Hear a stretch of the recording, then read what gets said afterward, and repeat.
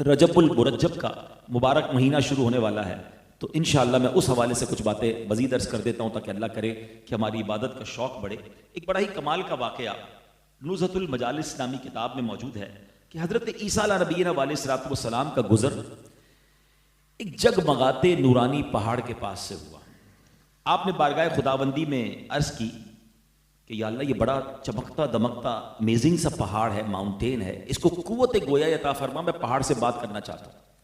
اللہ کی شان تھی، اللہ نے پہاڑ کو بولنے کا موقع دیا تو وہ پہاڑ کہتا ہے اے روح اللہ یا حضرت عیسیٰ آپ مجھ سے کیا بات کرنا چاہتے ہیں؟ آپ نے فرمایا تو اپنی کچھ حالت بیان کر، اتنا خوبصورت، اتنا چمک رہا ہے، اتنا نورانی۔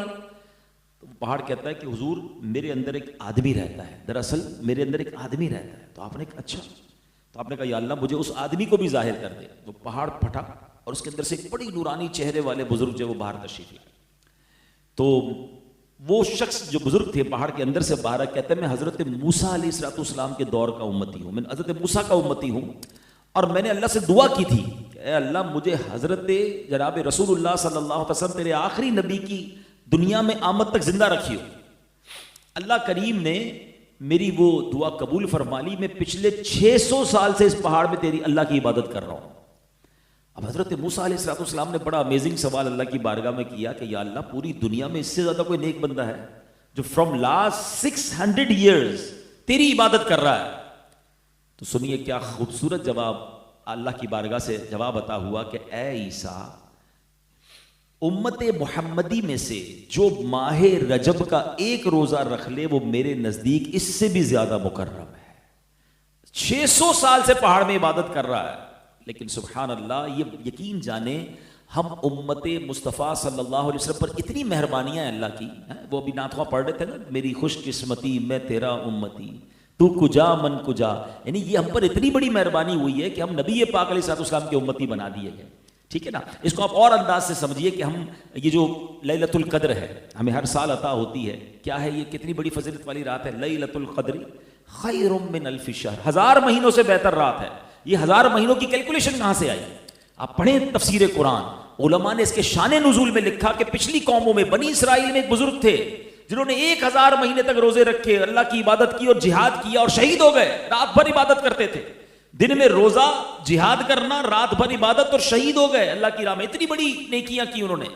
صحابہ کرام کو جب پیارے آقا نے ان کا واقعہ سنایا تو صحابہ کہتے ہیں حضور ہماری تو عمر ہی تھوڑی ہے، 60-70 سال زندہ رہتے ہیں، وہ ہزار مہینے عبادت کر گئے، ہم کیسے ان کے برابر ہو جائیں گے؟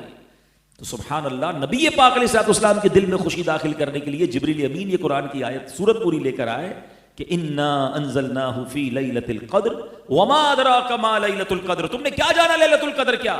لیلۃ القدر خیر من الف شہر، لیلۃ القدر 1000 مہینوں سے بہتر ہے۔ مفسرین قرآن لکھتے ہیں کہ وہ بنی اسرائیل کے بزرگ کی جو 1000 مہینے کی عبادت تھی اس سے بھی زیادہ ثواب کس کو ملتا ہے جو لیلۃ القدر میں اللہ کی عبادت کر لیتا ہے۔ تو یہ اس امت پر احسان ہے رب کا کہ پچھلی قومیں سینکڑوں سال عبادت کریں اور ہم ایک رات عبادت کر لیں، ہمیں ایک بار جناب سبحان اللہ رجب کا روزہ، تو یہ سمجھنا ہے کہ ہمارے لیے ثواب بڑھا دیا گیا ہے بیکاز نسبت آف رسول پاک علیہ السلام کے میرے حبیب کے امتی ہیں۔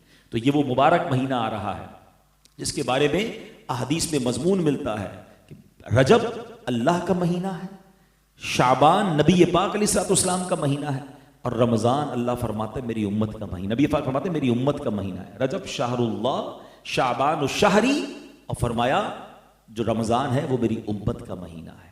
تو اے میرے پیارے اسلامی بھائیوں، اتنا مبارک مہینہ اب ہمارے درمیان آنے والا ہے۔ علامہ صفوری رحمۃ اللہ تعالی علیہ بڑی کمال کی بات فرماتے ہیں، وہ فرماتے ہیں رجب بیج بونے کا مہینہ ہے، اللہ کا مہینہ ہے نا، be prepare for the big blessings, کہتے ہیں رجب بیج بونے کا مہینہ ہے، سیڈنگ کا مہینہ ہے، شعبان ان سیڈنگ کو ہارویسٹ کرنے کا، پانی ڈالنے کا مہینہ ہے، اور فرمایا رمضان فصل کاٹنے کا مہینہ ہے۔ اب اس کی انٹرپریٹیشن کیا ہے کہ رجب میں جو عبادت کا بیج نہیں بوتا، شعبان میں ان بیجوں پر اپنے آنسوؤں سے آبیاری نہیں کرتا، اور سبحان اللہ رمضان میں پھر وہ رحمت کی فصل کیسے کاٹے گا؟ ہمارے اسلاف جب رجب کا چاند نظر آتا تھا اپنے آپ کو فری کرنا شروع کر دیتے تھے، جلدی جلدی مقدمے نپٹا دیتے تھے، لینا دینا ختم کر دیتے تاکہ عبادت میں مصروف ہو جائیں۔ شعبان میں کیونکہ شب برات ہے، نامہ اعمال پیش ہونے کی رات ہے، اور رمضان آنے سے پہلے پہلے اپنے آپ کو فری کرتے اور پھر اعتکاف میں بیٹھ جایا کرتے تھے۔ مگر ہماری کیا روٹین میں کوئی فرق آتا ہے کہ کوئی رجب آ گیا، یہ واقعی کوئی اسپیشل مہینہ ہے؟ جی ہاں میرے پیارے اسلامی بھائیو، یہ ویری اسپیشل مہینہ ہے، اور کاش ہمیں یہ بات سمجھ آئے اور ہم رجب کا احترام کریں۔ سبحان اللہ۔ یاد رکھیے حدیث پاک ہے، حضرت ابو امامہ رضی اللہ تعالیٰ حدیث کے راوی ہیں کہ 5 راتیں ایسی ہیں جس میں دعا رد نہیں کی جاتی۔ There are 5 sacred nights، ٹھیک ہے، ذرا غور سے سن لیجیے۔ 5 راتیں ایسی ہیں کہ دعائیں رد نہیں ہوتی، قبول ہوتی ہیں۔ نمبر 1، رجب کی پہلی رات۔ بیان اس لیے کر رہا ہوں کہ اب رجب کی چاند رات آنے والی ہے، جو رجب چاند نظر آ جائے تو وہ رات دعاؤں کی قبولیت کی رات ہے۔ نمبر 2 فرمایا شعبان کی 15ویں رات، وہ بھی انشاءاللہ اگلے مہینے آنے والی ہے۔